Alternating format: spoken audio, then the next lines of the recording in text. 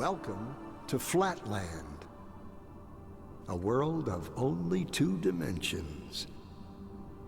Only forwards and backwards, left and right. In this world, there is no up and no down. I said to Ray, "Where's Dottie?" He said, "Well, she's out in line." I said, Where's that from? What the bleep is that thing? Huh?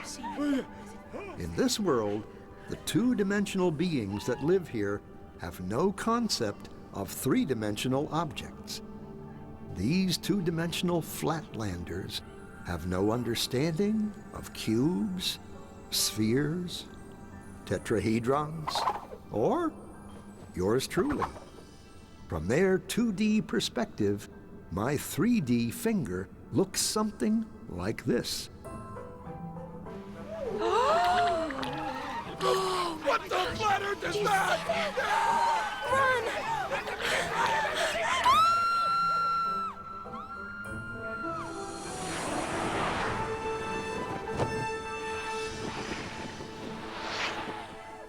Hello, little circle. Fear of the unknown, or should I say, not yet known. It's a puzzle. If we see only what we know, how does anyone ever see anything new? The unknown, how do we ever get out of our box? Hello, little circle. Don't be afraid. Who said that? Where are you? This is always the tricky part to explain. I'm in another dimension, another space. I am above you. No, never use that word. What word? The A word. Above? It's forbidden. Well, what do you think it means? I don't know, and I don't want to know. You can be severely punished if you use that word. Are you a ghost? I hope not. I just have a different perspective than you do. I can see things in a way you can't yet. Oh, yeah? Like what? Well, okay, you have a safe hidden in your pantry. And inside it, you have 12 coins, a will, and a passport. How did you know that? What are you? Are you a god? Well, no more than you. You see, since I am above you, in the third dimension, I can see inside things in your world. Third dimension? You are a crazy ghost. There's only two. Look. So, if I were to touch the inside of your stomach, how would I do that? Well, you'd have to cut through my skin. Otherwise, it's impossible.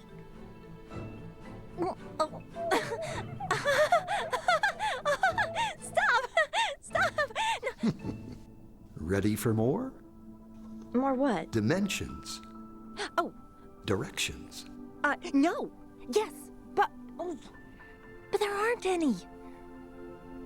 More? What will happen to me? What will I become? You'd have to become it to know. Okay. Excellent.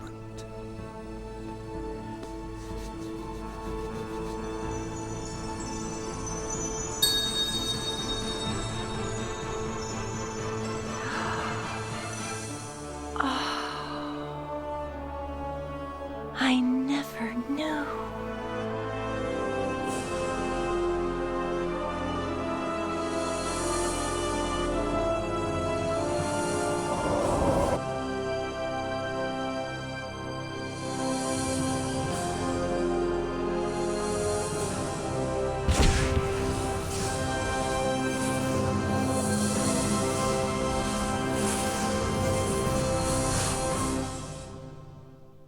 Isn't it funny?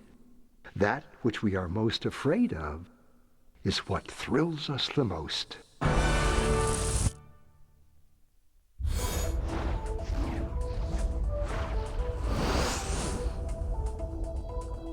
That has the effect of randomizing their X spins, and nothing else interesting happened to them after that. Okay. Good.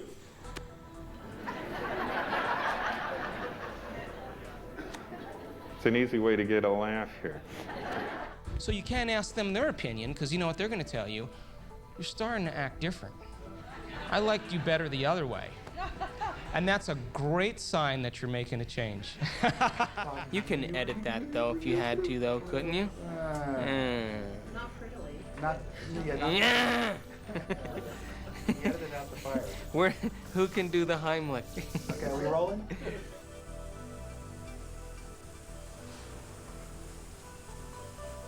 ギリシャの哲学者タレスが紀元前前に、言ったように、水は万物の源であるというふうに、私は信じています。I study quantum physics. I sometimes teach it. I have written a book on quantum physics and many books explicating the meaning of quantum physics.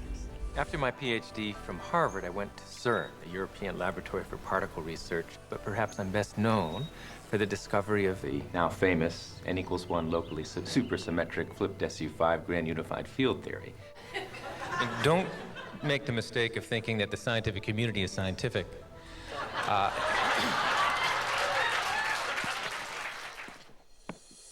2 points. First of all, I want to thank David for healthy skepticism is important, and extraordinary claims require extraordinary proof.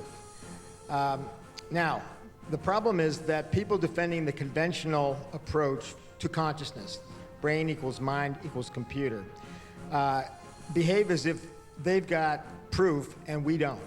And they got, okay, pardon my... Which formed the neural nets in the first place, which is what? The mind. What's the mind?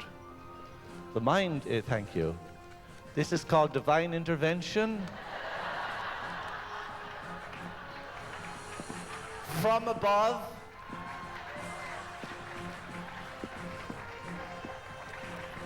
But he has feet of clay. I got involved with this because my evidence, no, start over. Yeah. Okay. I can go back and fix that. Okay. Okay. My name is Lynn McTaggart. I'm author of a book called The Field. I'm Dr. Daniel Monti. I'm a physician with specialty training in psychiatry and human behavior. I'm on the full-time faculty at the Jefferson Medical College. I've heard some people say that, you know, consciousness is this wonderful property in the universe that has a predilection for the human brain. If that's the case, then consciousness is about 3 pounds and looks a little bit like a gray cauliflower. It's showtime. Tell you a little about myself. Oh, the light is blinking already. See, this is what happens whenever I speak. Weird things happen. Okay. All right, well, look, when I hold it, it stays on. What does that mean? All right. Oh, it's okay. Maybe God wants me to meet you. Actually, we did this at a conference when we asked people how many people have had a gut feeling and so on, and 80% of people say. And then to say, among those of you who are very skeptical of unconventional claims, how many of you, meaning now like 30% of the audience who doesn't believe in any of this stuff, how many of you guys have had interesting gut feelings that turned out to be right? 80%. So when people are skeptical about unusual things, it's completely understandable because there's all kinds of nonsense out there. But when you bring those phenomena into the lab and you exclude all of the ordinary ways of understanding them, it turns out that they do have a psychic component. Here we are actually filming great thinkers. Everyone in this room is a great thinker. Now that we got them thinking, that's always a trick, isn't it? You probably have more to say about this. No. Sorry about that. Multiple personality disorder have to say about the seat of consciousness. And the second one is what made you want to become a physicist at the age of 50? Okay, well, I guess multiple personality disorder. I actually wanted to become a physicist as young as the age of 4, believe it or not. As we become more and more inner self-managed, okay, we will manifest the qualities of these deeper levels down the rabbit hole. And so we become a Qigong master, where we can influence things from thousands of miles away. So if we begin to look at all that, it seems to me the only way out that I can understand is there is an intelligent presence. There is a kind of a one-mindedness that I call it, or God, if you want to call it that. Ponder that for a while.